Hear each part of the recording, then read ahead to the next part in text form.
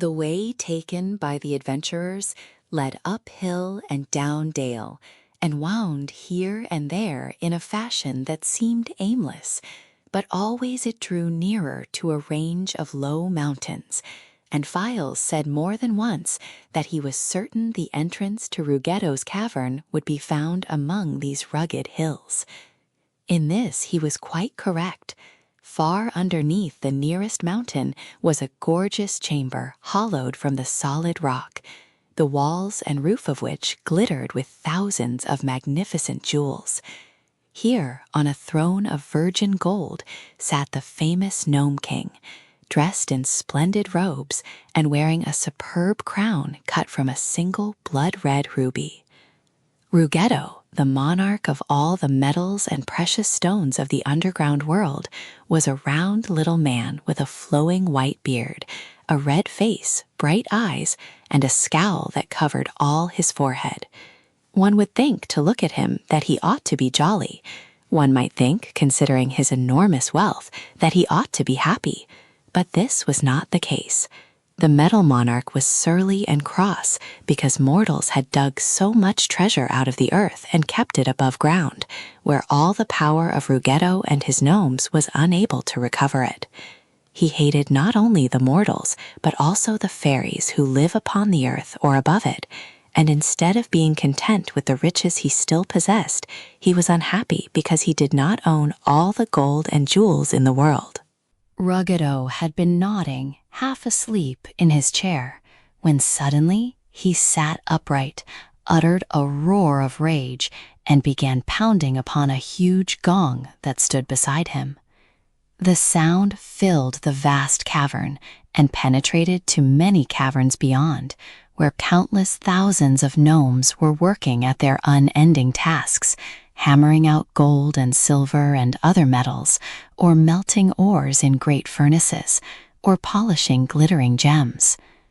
The gnomes trembled at the sound of the king's gong and whispered fearfully to one another that something unpleasant was sure to happen, but none dared pause in his task. The heavy curtains of cloth of gold were pushed aside, and Calico, the king's high chamberlain, entered the royal presence. "What's up, your majesty?" he asked, with a wide yawn, for he had just wakened. "Up?" roared Ruggedo, stamping his foot viciously. "Those foolish mortals are up, that's what, and they want to come down." "Down here?" inquired Calico. "Yes." "How do you know?" continued the chamberlain, yawning again. "I feel it in my bones," said Ruggedo.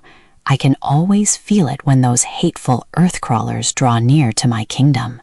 I am positive, Calico, that mortals are this very minute on their way here to annoy me, and I hate mortals more than I do catnip tea." "Well, what's to be done?" demanded the gnome. "Look through your spyglass and see where the invaders are," commanded the king. So Calico went to a tube in the wall of rock and put his eye to it. The tube ran from the cavern up to the side of the mountain and turned several curves and corners, but as it was a magic spyglass, Calico was able to see through it just as easily as if it had been straight. "Ho-hum," said he. "I see them, your majesty." "What do they look like?" inquired the monarch. "That's a hard question to answer, for a queer assortment of creatures I never yet beheld," replied the gnome. "However, such a collection of curiosities may prove dangerous. There's a copper man, worked by machinery." "Bah, that's only Tik-Tok," said Ruggedo. "I'm not afraid of him. Why, only the other day I met the fellow and threw him down a well." "Then someone must have pulled him out again," said Calico. "And there's a little girl." "Dorothy?" asked Ruggedo, jumping up in fear. "No, some other girl. In fact, there are several girls of various sizes, but Dorothy is not with them, nor is Ozma." "That's good," exclaimed the king, sighing in relief. Calico still had his eye to the spyglass. "I see," said he, "an army of men from Oogaboo. They are all officers and carry swords. And there is a Shaggy Man, who seems very harmless, and a little donkey with big ears." "Pooh," cried Ruggedo, snapping his fingers in scorn. "I've no fear of such a mob as that. A dozen of my gnomes can destroy them all in a jiffy." I'm not so sure of that, said Calico. The people of Oogaboo are hard to destroy, and I believe the Rose Princess is a fairy. As for Polychrome, you know very well that the Rainbow's daughter cannot be injured by a gnome. Polychrome, is she among them? Asked the king. Yes, I have just recognized her. Then these people are coming here on no peaceful errand, declared Ruggedo, scowling fiercely. In fact, no one ever comes here on a peaceful errand. I hate everybody, and everybody hates me. Very true, said Calico. I must in some way prevent these people from reaching my dominions. Where are they now? Just now they are crossing the rubber country, Your Majesty. Good. Are your magnetic rubber wires in working order? I think so, replied Calico. Is it your royal will that we have some fun with these invaders? It is, answered Ruggedo. I want to teach them a lesson they will never forget. Now Shaggy had no idea that he was in a rubber country, nor had any of his companions. They noticed that everything around them was of a dull gray color, and that the path upon which they walked was soft and springy. Yet they had no suspicion that the rocks and trees were rubber, and even the path they trod was made of rubber. Presently they came to a brook, where sparkling water dashed through a deep channel and rushed away between high rocks far down the mountainside. Across the brook were stepping stones, so placed that travelers might easily leap from one to another, and in that manner cross the water to the farther bank. Tik-Tok was marching ahead, followed by his officers and Queen Anne. After them came Betsy Bobbin and Hank, Polychrome and Shaggy, and last of all the Rose Princess with Files. The Clockwork Man saw the stream and the stepping stones, and without making a pause, placed his foot upon the first stone. The result was astonishing. First, he sank down in the soft rubber, which then rebounded and sent Tik-Tok soaring high in the air, where he turned a succession of flip-flops and alighted upon a rubber rock far in the rear of the party. General Apple did not see Tik-Tok bound, so quickly had he disappeared. Therefore, he also stepped upon the stone, which you will guess was connected with Calico's magnetic rubber wire, and instantly shot upward like an arrow. General Cone came next and met with a like fate, but the others now noticed that something was wrong, and with one accord they halted the column and looked back along the path. There was Tik-Tok, still bounding from one rubber rock to another, each time rising a less distance from the ground. And there was General Apple, bounding away in another direction, his three-cornered hat jammed over his eyes, and his long sword thumping him upon the arms and head as it swung this way and that. And there also appeared General Cone, who had struck a rubber rock head firstmost, and was so crumbled up that his round body looked more like a bouncing ball than the form of a man. Betsy laughed merrily at the strange sight, and Polychrome echoed her laughter, but Ozka was grave and wondering, while Queen Anne became angry at seeing the chief officers of the army of Oogaboo bouncing around in so undignified a manner. She shouted to them to stop, the Bing were unable to obey, even though they would have been glad to do so. Finally, however, they all ceased bouncing and managed to get upon their feet and rejoin the army. "Why did you do that?" demanded Anne, who seemed greatly provoked.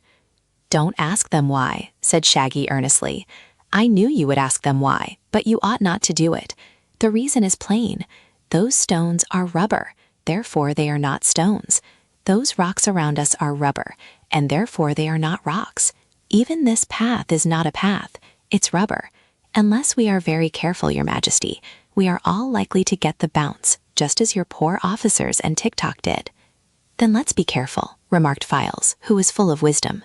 But Polychrome wanted to test the quality of the rubber, so she began dancing. Every step sent her higher and higher into the air, so that she resembled a big butterfly fluttering lightly. Presently, she made a great bound and bounded away across the stream, landing lightly and steadily on the other side. "There is no rubber over here," she called to them. "Suppose you all try to bound over the stream without touching the stepping stones." Anne and her officers were reluctant to undertake such a risky adventure, but Betsy at once grasped the value of the suggestion and began jumping up and down until she found herself bounding almost as high as Polychrome had done. Then she suddenly leaned forward, and the next bound took her easily across the brook, where she alighted by the side of the Rainbow's Daughter. "Come on, Hank," called the girl, and the donkey tried to obey. He managed to bound pretty high, but when he tried to bound across the stream, he misjudged the distance and fell with a splash into the middle of the water. "Hee-haw," he wailed, struggling toward the far bank. Betsy rushed forward to help him out, but when the mule stood safely beside her, she was amazed to find he was not wet at all. "It's dry water," said Polychrome, dipping her hand into the stream and showing how the water fell from it and left it perfectly dry. "In that case," returned Betsy, "they can all walk through the water." She called to Ozga and Shaggy to wade across, assuring them the water was shallow and would not wet them. At once they followed her advice, avoiding the rubber stepping stones, and made the crossing with ease. This encouraged the entire party to wade through the dry water, and in a few minutes all had assembled on the bank and renewed their journey along the path that led to the Nome King's dominions. When Kaliko again looked through his magic spyglass, he exclaimed, "Bad luck, Your Majesty. All the invaders have passed the rubber country and now are fast approaching the entrance to your caverns." Ruggedo raved and stormed at the news, and his anger was so great that several times as he strode up and down his jeweled cavern, he paused to kick Kaliko upon his shins, which were so sensitive that the poor gnome howled with pain. Finally, the king said, "There's no help for it. We must drop these audacious invaders down the hollow tube." Kaliko gave a jump at this and looked at his master wonderingly. "If you do that, Your Majesty," he said, "you will make Titty-Titty-Hoo-Choo very angry." "Never mind that," retorted Ruggedo. "Titty-Titty-Hoo-Choo lives on the other side of the world, so what do I care for his anger?" Kaliko shuddered and uttered a little groan. "Remember his terrible powers," he pleaded, "and remember that he warned you the last time you slid people through the hollow tube, that if you did it again, he would take vengeance upon you." The Metal Monarch walked up and down in silence, thinking deeply. "Of two dangers," said he, "it is wise to choose the least." "What do you suppose these invaders want?" "Let the long-eared hearer listen to them," suggested Kaliko. "Call him here at once," commanded Ruggedo eagerly. So in a few minutes there entered the cavern a gnome with enormous ears, who bowed low before the king. "Strangers are approaching," said Ruggedo, "and I wish to know their errand. Listen carefully to their talk and tell me why they are coming here and what for." The gnome bowed again and spread out his great ears, swaying them gently up and down and back and forth. For half an hour he stood silent, in an attitude of listening, while both the king and Kaliko grew impatient at the delay. At last the long-eared hearer spoke. "Shaggy Man is coming here to rescue his brother from captivity," said he. "Ha, the ugly one," exclaimed Ruggedo. "Well, Shaggy Man may have his ugly brother, for all I care. He's too lazy to work and is always getting in my way. Where is the ugly one now, Kaliko?" "The last time Your Majesty stumbled over the prisoner, you commanded me to send him to the Metal Forest, which I did. I suppose he is still there." "Very good. The invaders will have a hard time finding the Metal Forest," said the king with a grin of malicious delight, "for half the time I can't find it myself.